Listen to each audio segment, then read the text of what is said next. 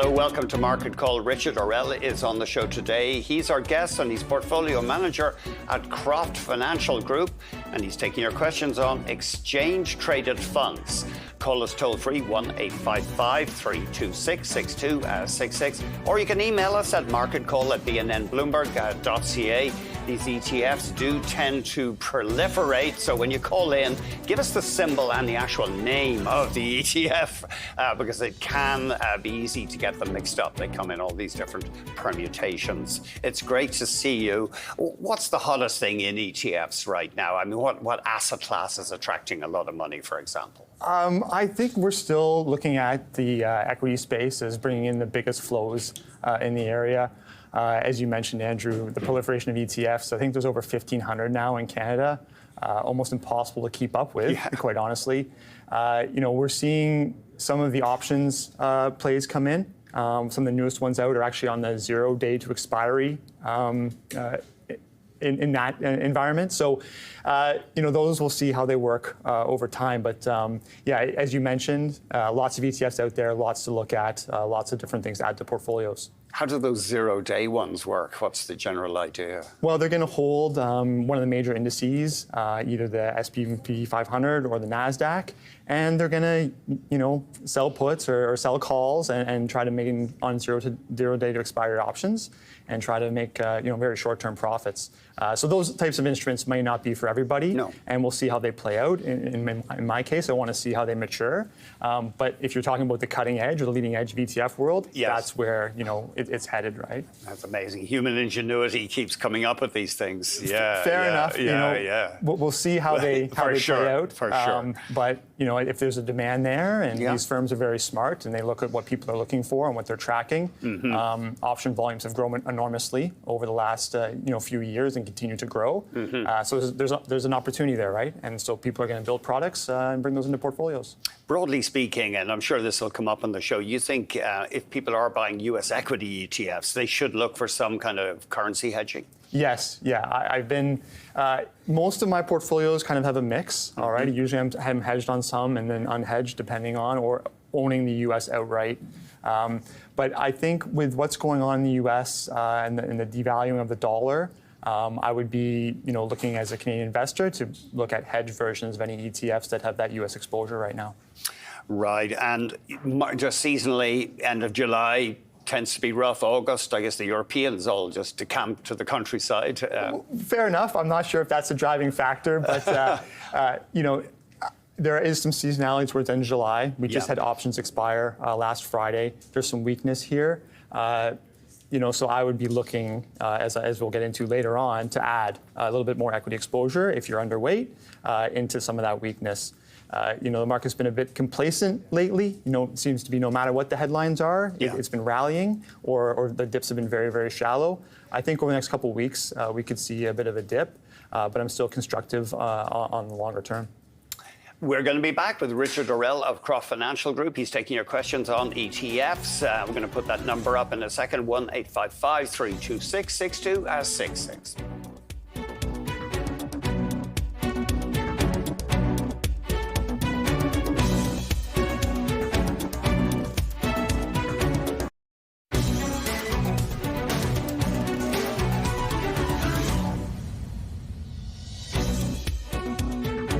We have an email from Al. I'd like your guest's opinion on XBM, the TSX iShares Global Base Metals ETF.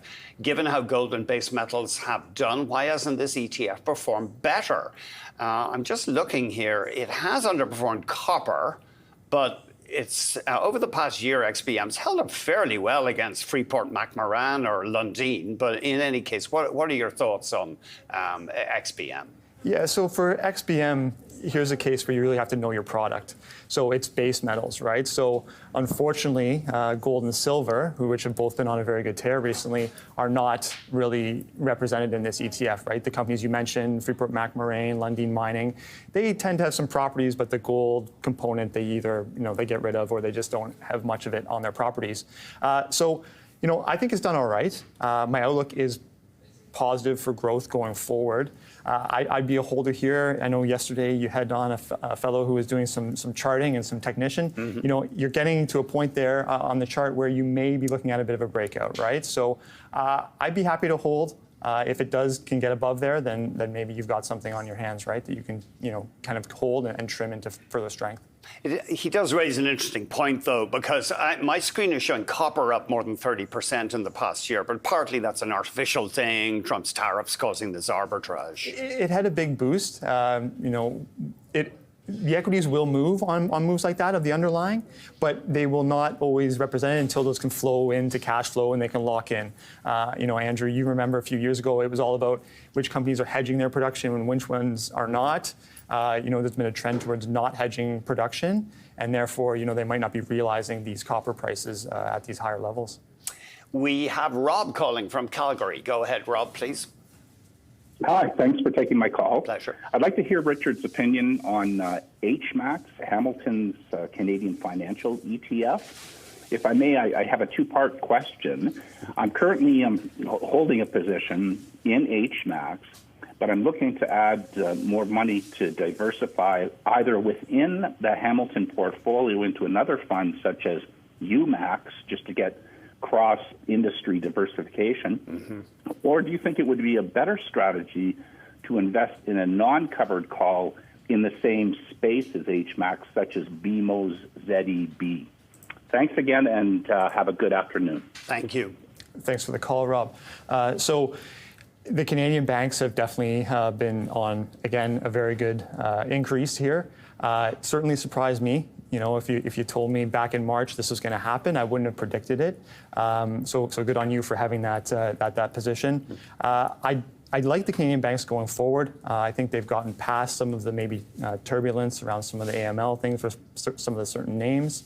So I would be open to adding the ZEB. You know, I've had it in portfolios in the past, don't have it currently, but I'd be looking to kind of complement your covered call strategy, I believe, on the HMAX with an outright a part of the Canadian financials. Okay. Would you have a thought, though, on diversifying out of the banks and into utilities to try to spread your risk? Good point, Andrew. The second part of that question, so let's touch on that. So utilities had a tough go. Obviously, rates, you know, likely coming down. That matters for them and their financing. I think the financials still have more. They'll be involved in that anyways, but they have other businesses to diversify out. So I would be more prone to kind of stick with the financials and leave the utilities until they can show that they're, you know, coming out of that bottom there. We have Joe calling from Montreal. Go ahead, Joe, please. Thank you, Andy. And your last comment and the last caller is a good segue to my question. I want to take some profits off TD Bank and start putting into a little more defensive in the ETF portion of my retired non-registered account. And I'm trying to decide between the Harvest Healthcare HHL against the Harvest New, the low volatility HVOI, which is the low volatility Canadian equities. And I appreciate your input on where you think I might be putting my holdings afterwards, after I take some profits off the TD Bank. Thank you. Okay, perfect. So it looks like healthcare versus kind of a more diversified basket of low volatility stocks. My recommendation, if I had to pick between those two, would be go towards the more diversified. Healthcare, again, I don't know if this one is a global healthcare exactly, or if it's more, you know, it likely is, because there's not much on the Canadian side, unless you want to get into the cannabis space. So I would probably head towards the HVOI if I had to pick between these two. Ultimately, and I'll have some picks near the end, I'd rather see more diverse and get more U.S. exposure into the portfolio. Okay, yeah, I'm trying to work out what's actually in this healthcare ETF, but I'm just getting a lot of marketing bumps so far. Oh, yeah, it looks like it's AstraZeneca, Merck, global players. Okay, so it is global players, which is good, but I think you'll still get a little bit more diversity with the HVOI. Okay, I'm not sure if we have to take a break right now, or we can squeeze in a call. Sam in Brampton, Ontario. Go ahead, Sam, please. Oh, hi, Andy. Hi, Richard. Thank you for taking my call. Pleasure. Richard, my question is on XEI. Is this something that you can invest a fair amount of money and hold it for a long time, or would you go for an XDIV? Okay, I appreciate your comments. Thank you. That first one is the iShares High Dividend Index. Yeah, so I think this one has proven, again, it's going towards highs there, Andrew. Again, I've been off, admittedly so, on the Canadian market a little bit, given what's been going on with tariffs and kind of in the news.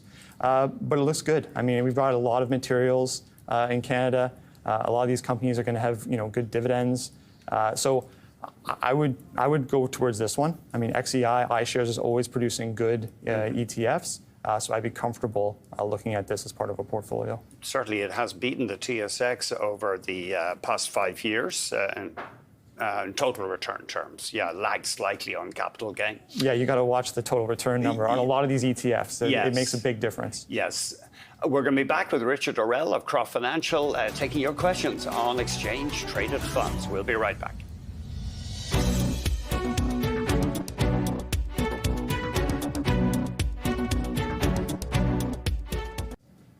We have an email from Roy in Toronto. What are your thoughts on aerospace and defense ETFs such as ITA or EUAD with all the conflict going on? So this is a very timely question. Andrew, you know my colleague John Hood. I'm sure you've had him on the show many times. So we've been researching this space. John, obviously, I think he has a master's in defense policy. So it's what he loves to look at. And in this space, we did look at some of these ETFs. So the ITA in particular, it's got a very large portion of GE as well as Raytheon and Boeing. And so we kind of thought, okay, let's maybe see what else is out there. We looked at the UAD because obviously Germany has come out. They've said they're going to increase their spending immensely on defense as the U.S. kind of peels back from being, their involvement over there. So we looked at that. But again, we did want some of those majors in the U.S. So your NOC, your Northrop Grumman, your Raytheon, those types of companies. And we settled on a Global X ETF called SHIELD. All right, it's a global defense tech ETF, SHLD. SHLD. I'm not sure if we have the chart, but carry on. Okay. Yeah. So we settled on this one.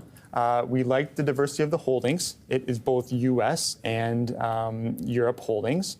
It does get into some of the more defense tech, so some of the newer technologies there, drones on that side, as well as carries all the majors, and then you get into BAE Systems and all those types of companies. So that's where we headed. You could split the weights if you want, but we found this to be a single ticket solution. And John added to some client portfolios. We work together, and so far so good, right? So I'm sure a lot of expectations have been built into this area already. We've seen defense stocks, really explode. Pardon the pun, but there is still some opportunity for growth there, I believe, and SHIELD is what we've looked at. Oh, okay. Unfortunately, defense spending growing. Obviously, society could spend the money elsewhere, but that's the way it is. Exactly. Yeah. I mean, that's part of this business. Sometimes you have to separate that out. I don't. You have to see where you stand, right? It's not for everybody. Yes. And so talk to your advisor, portfolio manager, if this isn't something for you. Yeah. But the spending is going to be even in Canada, right? Everyone's increasing their spending on military. Sam in Coburg, Ontario. Go ahead, please. Hi there. You sort of answered this before, but you did talk about HHL. I'm wondering about the healthcare sector in general. It's underperformed for so long. I'm wondering, does it represent value, or is it a value trap? Because when I read about some of these funds, they're not doing well, but they're still trading at crazy multiples. So I'm thinking it's more of a trap. Can you give me your thoughts? Thanks. Healthcare ETFs. Yeah, healthcare ETFs, you think with the way demographics are moving and the population is shifting, there'd be lots of demand here. Until it starts to show some signs of life, I'd rather be, pushing on ETFs that are trading at highs rather than the ones that are coming off the bottom. Earlier in my career, I was always looking for the next value play, right? But sometimes they never pan out. They stay down there for a long time. And so I think healthcare, eventually it will go, but for me, it's a no-go when there's just so many other opportunities out there. So Sam, I hope I answered your question, and look for other areas to get some growth in your portfolio. Corey has sent us an email. What are your thoughts on HBIL? It is a US T-bill ETF from Hamilton with a yield of 7.5%. And of course, Hamilton do various things to enhance the yield from these products. Yes. So this is your H-bill is a US T-bill underlying. So they use two different ETFs, the SGov and the TLT. Two very popular ETFs, especially the TLT. It's very, very widely known. And then they write a covered call strategy on top. These products came out, if you remember back in the kind of when Silicon Valley Bank was having some issues, and I think that was maybe March of 24, 23? I'm not sure. Anyways, when they were having issues, the bond market was moving quite drastically. And of course, when the markets are moving drastically, the volatility is high, and that's when you want to look at these option strategies. So, this one, if you pull up a chart, you can see it's a pretty steady step down, but that yield is making that look, if you look at a total return base, it's actually not up that much. So right. I've been looking at this space, but I'm not sure that it'd be something I want to add right now, because I'd be comfortable holding a C-bill or a VVSG so that I don't have that covered call, because it's not really panning out for investors right now. Yeah, I have, my chart goes back on this till, or my data goes back to mid-September of last year, and I'm showing a total capital loss of 6%, but you're pretty flat with the distribution. Exactly. Yeah. Okay, we have an email from Marisha. I'm asking about ENCC, Global X Canadian Oil and Gas Equity Covered Call ETF. Okay, so this one I'm well aware of. I have a colleague of mine at Croft Financial Group. He actually has this in his investment models. So we took it to our review committee and looked at it. Oil has been in a fairly large range. If you go back, 3 years, it's kind of around $60 a barrel, and then obviously it spikes when some geopolitical tensions, $83, $84 a barrel. So a fairly wide range. But this is something that works well as those companies, they've performed well, but if you get into that range, that's where the covered call can start to enhance. You still have some volatility, but you can enhance, your returns there. Obviously, option income is usually taxed preferentially, so if you're holding a non-reg account, that's very good. So I would have no problem holding the ENCC. Like I said, one of my colleagues does, and we vetted it, and it looks good to us. Okay. When we come back, we are going to check out Richard's past picks. You are watching Market Call. We want to hear your inquiries. You can email us, marketcall@bnnbloomberg.ca, or call Richard with your questions, 1-855-326-6266.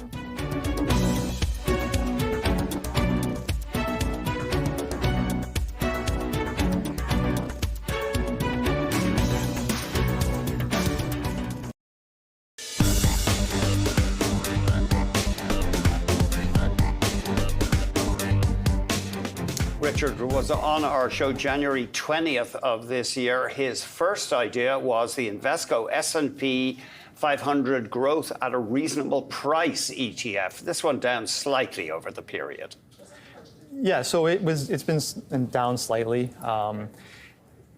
I did actually sell this, Andrew. So I actually sold it in the middle of all the turmoil back in April. What I did is this ETF was carrying a large portion of oil, okay? And as much as I kind of waited, and I wanted to get more mega cap exposure in my portfolios. So I got rid of it, moved into some of the other ones I've mentioned before, so TPU, ZUQ, US names. And so I only have a little bit left for some capital gains reasons, but I still like it. But you've got to watch out if you're buying this in US dollars. That's been obviously a headwind over the past few months as well. So you just got to watch that currency exposure going forward. Right, and it has underperformed the S&P over that period. The S&P up about 5%, it's down about 1%. Your next idea was the premium from JP Morgan, US Equity Premium Income Active ETF. This one down slightly over the period. Yeah, so this one is an option covered call overlay. So JP Morgan has I'm going to call it a sister fund. They're not identical in the US. This one trades on the TSX. I thought it would be bumpy going forward. Unfortunately, covered calls, although they do provide protection, if the market movements are very swift, that goes out the window, right? They're going to just perform as the market has. So it's giving it a good distribution. I'm still holding it. Again, I did average in a little bit more back in April. So I like it going forward. Again, it's got all the U.S. names, a bit more low vol. Right. Okay, and it hasn't, maybe you could just put up that chart again. I mean, it plunged, it looks like, in line with a tariff alarm. Right. But it hasn't come back like the broad market. Exactly, because you're writing those Oh, I'm sorry. the calls, right? So you're capping your upside. So when you get these very quick, and I would describe the latest downdraft and recovery as very, very V-shaped, very quick, your option ETFs don't perform as well because those covered calls are actually going to be, despite the big premiums because of the volatility, are not going to be adding to the portfolio as the market flies through them, right? So again, it's an option. It's a nuance of the option strategy. It's interesting. Yes. But stocks get called away from you, I guess, is one of the things. In effect, yes. Right. Yeah. And then your next one was just a plain vanilla, I think, TSX equity fund. Yep. It's barely up. Is that because you've lost money on the US dollar? Exactly. Right. Exactly. So it's a significant headwind, right? So even for the JP Morgan, it's been about a 5% headwind over the past couple of months. So, fortunately, I have a few other things that are hedged that have made it up, but that's why I'm watching this very closely right now. Maybe the move is done. I don't think it's done, so I'm trying to make sure that things are hedged. That's interesting because, of course, the Canadian dollar has been relatively strong against the US dollar. Very strong. That's fascinating. What is your thought on the covered call ETFs in general? Because they do seem to add a level of complexity here. They definitely do. The ideal market for a covered call ETF is something that's just going sideways with a lot of up and down. Otherwise, I use them in a tactical sleeve. They're never a large portion of a portfolio, but they're a tactical sleeve for a time and place. But then in some ways, I think the market is looking to move higher. So now I wouldn't want as many covered call ETFs in my portfolio because, again, you can cap your upside. Okay. We are going to take a break. Richard Orrell of Croft Financial is taking your questions on ETFs. We're going to be right back.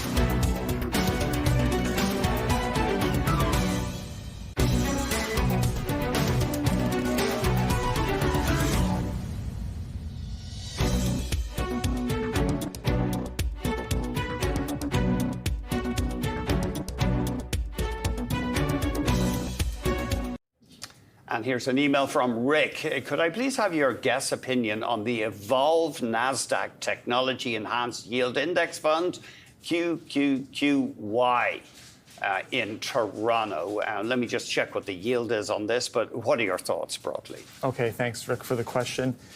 So when I look at the NASDAQ and the technology space, I really like to just kind of take the volatility there, right? If you're looking for that part of your portfolio to really add that boost to your overall return, I'd rather not have a covered call on it. We kind of spoke about this a few times already.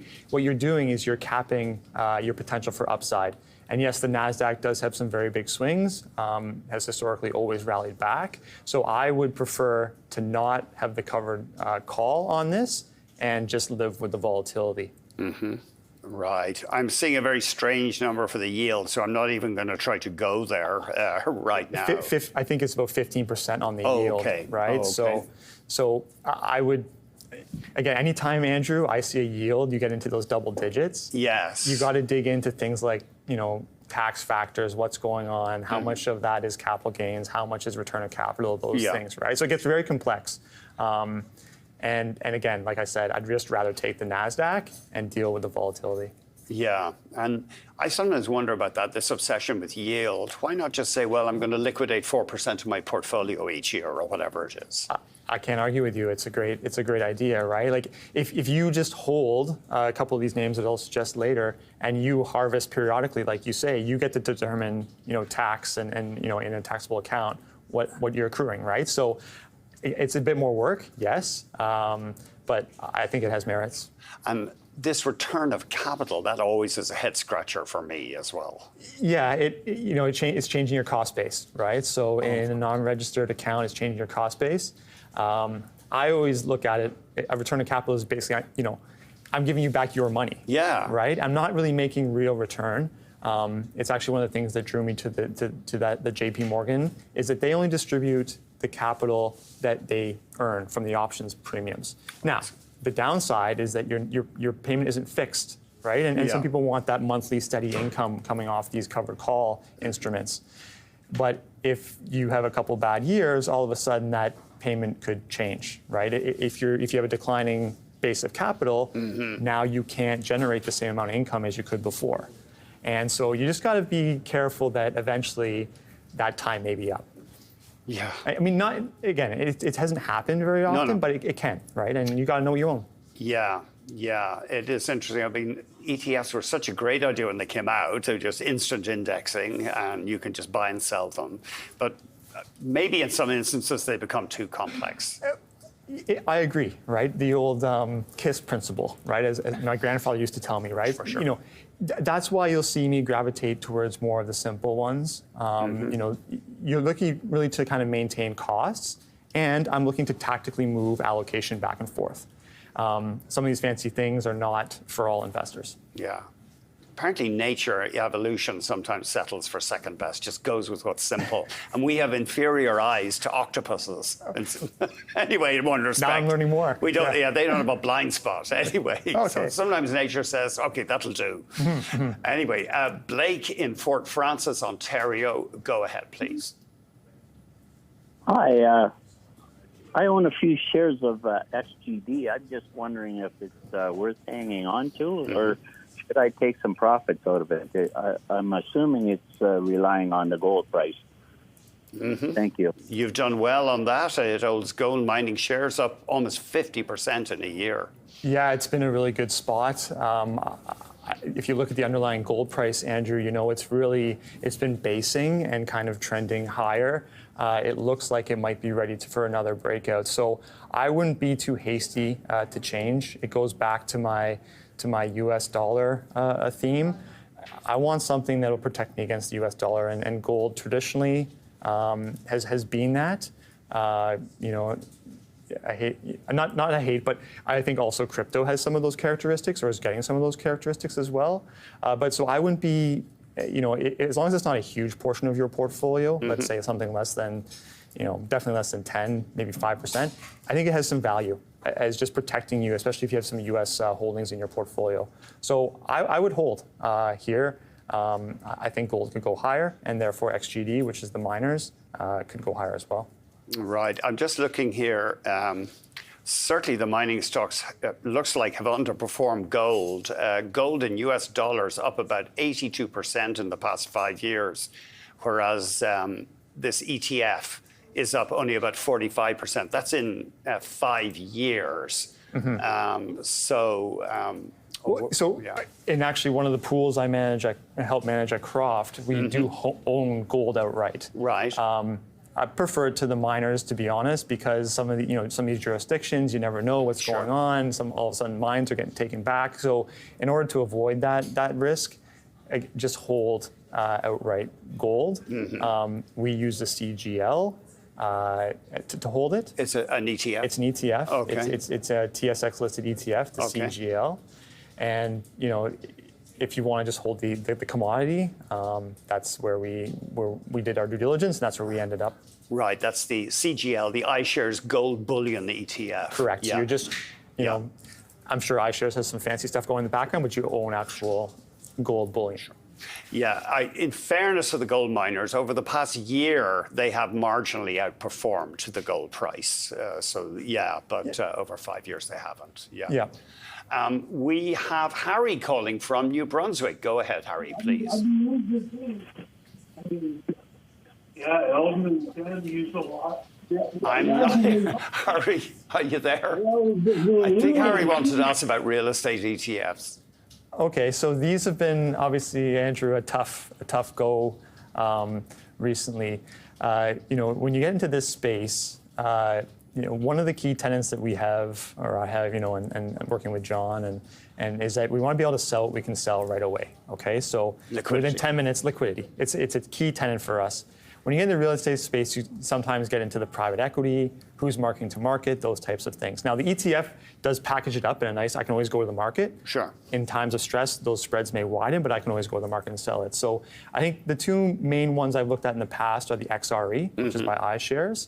I'm not sure what the MER is on it, okay. But I've also used the RIT, which I believe is from CI, and I think it was a bit more expensive from a cost perspective, but it was returning value by picking REITs and weighting the REITs in the right way, right? So again, I'm always not a race to the bottom. It's about value, right? You want to make sure that you're getting your value, and in this case, RIT was delivering for a number of years. I haven't looked at the space recently. It's been good. If rates are coming down, that is good. But I think out there, housing starts are slow, right? So I think you got to be careful having much real estate exposure, because ultimately most of us have a large holding in our portfolio that we just don't even discount, right? So I would be, cautious on adding real estate to portfolios, both for liquidity purposes and just on the outlook. Right. I'm just looking, both of those real estate ETFs have not done much price-wise over the past 5 years, but decent returns. Total return, 40% from RIT and 33% from XRE. So I guess at least this space, they do pay pretty big distributions. Yep. And thanks for illustrating my point, right? I'm willing to step up to RIT, over a longer term time frame if it's going to get that extra return. I'm willing to pay the extra cost. So, sometimes in the ETF world, people get fixated. Oh, I got to be at 7 basis points or 8 basis points. Yeah. That's not always true, right? It's what's the value prop of that particular ETF. Yeah.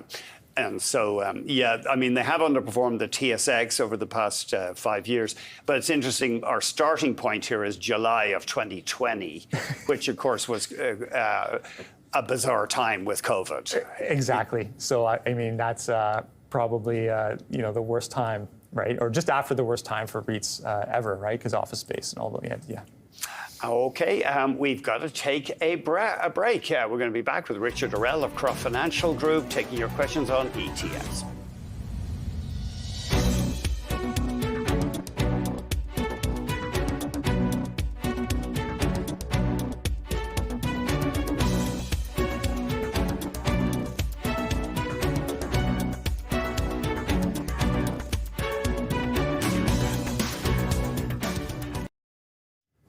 John in Toronto, go ahead, please. Yes, hi, Richard. I've called so often about ZW. I think my final question is going to be for a TFSA, for a major investment, what is the downside risk? I've asked this before. Does BMO just decide to shut it down, or whatever the right term is, to terminate it, and you get your investment back? That's my question. What happens to, does BMO just get shut down and you get your investment return? Thanks a lot. If they close down an ETF, this is. Yeah. Okay. So John, I think you called back in January when I was on, and I forgot to answer this part of the question. So let me take a crack at it. So ZWU owns a bunch of other utility companies, right? That's the holdings. So in order for it to go to zero, all of those underlying companies would have to go to zero. I'm not going to say never, but it's a highly, highly unlikely scenario. I think there's Northland Power's in there, maybe Enbridge. I don't know exactly which utilities are in there, but there's some very, very big names. And so, I would never expect BMO to actually close this fund, right, or this ETF. They're not looking at that. If it did get into that situation, a very highly unlikely situation, the assets would be liquidated at market value, and they would give you back what's remaining. So, John, in your case, I would not be concerned about this ETF going to zero. Market performance is different relative to peers or other sectors, but in my opinion, this is an apocalypse, right, Andrew? If this thing were to go to zero. Yeah. So it's got Emera, Fortis, as you might expect, but also Rogers, AT&T, so it's got telephone utilities in there as well. Yeah, so again, a huge diverse basket of stocks. Sure. I would never expect it to go to zero. The worst case is they say, hey, we're not getting enough interest in the fund. We sell all the positions. There's going to be some cash balance left, and they'll give that back to the investor. You have, it's interesting, I'm just comparing it with the TSX Utilities Index over the past 5 years. You have marginally underperformed. Total return over 5 years for the Utilities Index of 43%. On ZWU, total return about 38%. So a marginal underperformance compared to the underlying index. Yeah, marginal, and some of that is going to be the fee, right? Oh, so yeah, that's 5 true. years of 0.6%. It starts to add up, right? So you're going to see some of that. They don't always track perfectly. And then, it's another space where we have to look in the ETF world. It's not always the same index they're tracking. No. Right? TD uses Selective, BMO uses different ones. Some use MSCI, some use different index providers, S&P Global. Yeah. So you've got to look at what the index is, and usually they track very, very closely. But that's the one where you might see a bit of a performance depreciation because of the fee on the ETF. And also, it looks to me like the TSX Utilities Index does not have telecom firms in there. So there's a difference there between the ETF and the actual TSX index. We have an email from Molly. Should I add to my position in BIITB, the Bitwise Bitcoin ETF? Well, Molly, I always preface these questions. I never know the size of a portfolio or of the position sizing, right? So I'm still, and I'm probably pretty progressive, but I'm still, maybe not to all portfolio managers, but some in the crypto space are probably way more aggressive than me. But relative to kind of my world, I'm willing to open up to about 5% of crypto. I've had conversations with clients, different ones, Solana, Ethereum, Bitcoin.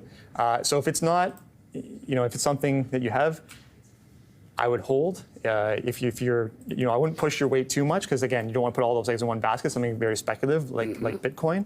But that being said, I do think it has some of that protection against the U.S. dollar devaluing, and so it's something that can be accessed by people around the world and has a good trend. So and we do hold it in one of the pools that I help manage.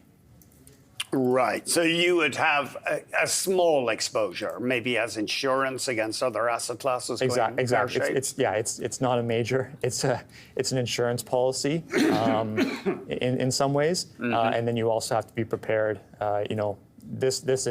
It's different than the previous caller's question on the utilities. This thing has a better chance of potentially going to zero, although there's a lot of momentum in that space. Yeah, it looks like BITB has done a pretty decent job of tracking Bitcoin since early 2024. Yep, and another one I'd throw out is the IBIT. IBIT? I think that's the iShares version. Okay. BlackRock is a big player. They've mentioned that they're going to maybe potentially start moving some of their institutional assets into this. So I would look at this one, right? I think it had one of the lowest fees when I looked at it as well. So again, because they all track very similar. Right. I'm just trying to work out IBIT. I don't think it's been out there for all that long in Canada. I'm just trying to track here. So I think in Canada it may have launched only in January, but that could be the US version we're looking at there. iShares Bitcoin Trust, but sorry. A lot of these will usually just hold the US version. Yeah. They'll waive the fee, right? Because they're not going to compound fees on you. Yeah. And then they may or may not hedge, right? There might be a hedge version as well if you want. Yeah, so this is, as you say, BlackRock's Canadian spot Bitcoin. It is interesting. So, I mean, the real skeptics on crypto say it's a giant Ponzi scheme, but has things gone too far for that? Again, I'm somewhere in the middle, right? I see value. You can you can obviously exit the position, right? It's a very, very liquid market. In fact, it trades, all day, every day, except for about half an hour, right? So it's a very liquid market. Andrew, we could just debate this. We're going to get callers forever, right? So I just, for me, it's something where, hey, when you look at how you're building a portfolio, where does this deserve a spot? And what does that weight look like? And for me, it's still, in that small 3 to 5% range. Okay, well, that's all the time we have for calls, but don't go away. Richard will share his top picks after the break.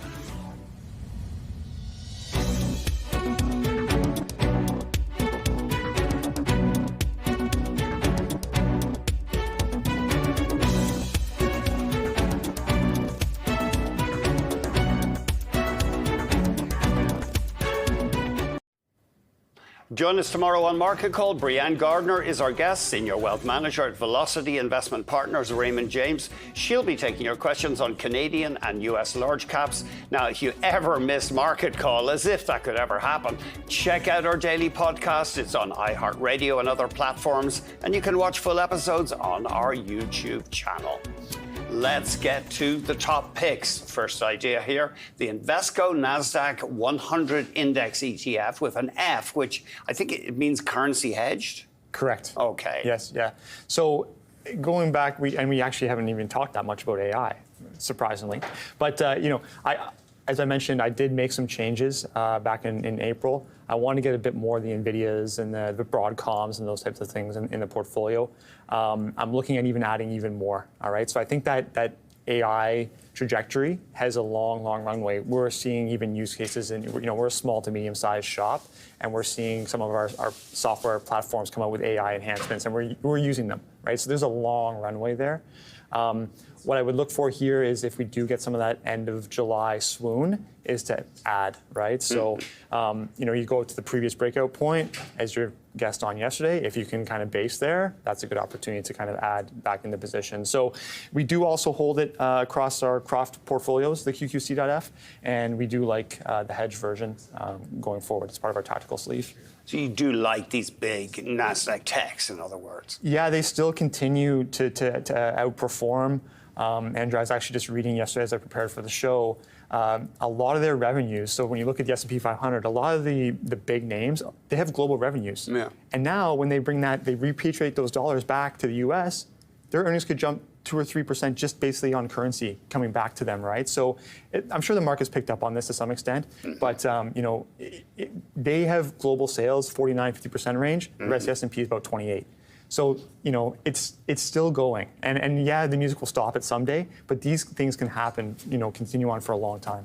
Your next idea is similar, Global X AI Semiconductor Index, and of course this is full of things like NVIDIA and Broadcom. Yeah, exactly. So a little bit more. If you wanted to get even a little bit more focused, obviously it's going to come with a bit more volatility. The reason I chose this one, there's actually not too many semiconductor ETFs in Canada that trade on the TSX anyways. You can also look at the SMH. But this one actually has Taiwan Semiconductor in it as well at a fairly high weighting. And I like that company.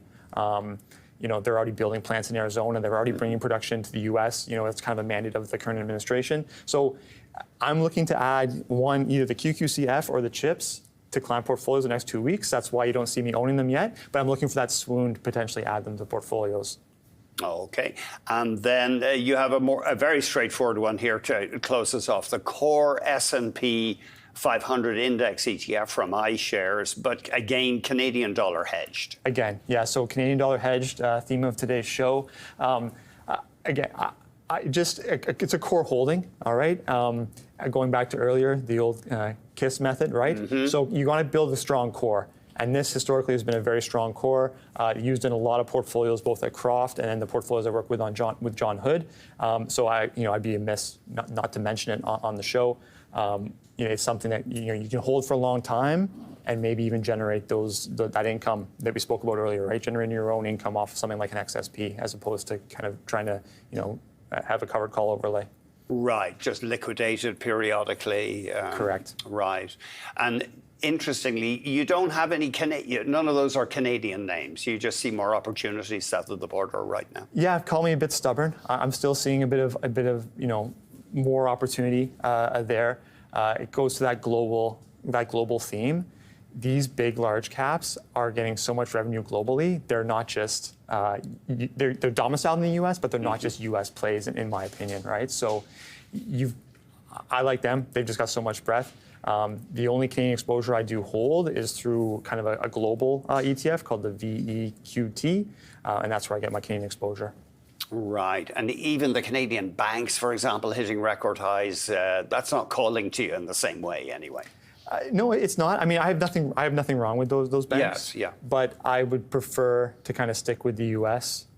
Despite the turmoil. I mean, that might get me canceled, but you know, and elbows are definitely up. I'm not going to the U.S. myself, but from an investment perspective, we just don't have the breadth, and I'm positive on the outlook of the Canadian market. I just still think the U.S. can do better when we're looking at those hedge versions.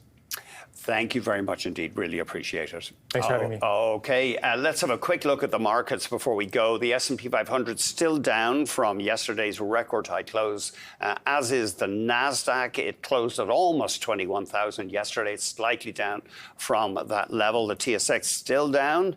I'm almost certain from the record high close of Thursday of last week. Sure enough, big traders in Toronto today. Well, the CIBC hitting a record high, as did the bank index earlier today. And there's thanks controller and there's CIBC. Look at that, up almost 50% in the past year. Gold's doing okay. We've got Agnico up more than $7. Thanks very much indeed for watching Market Call.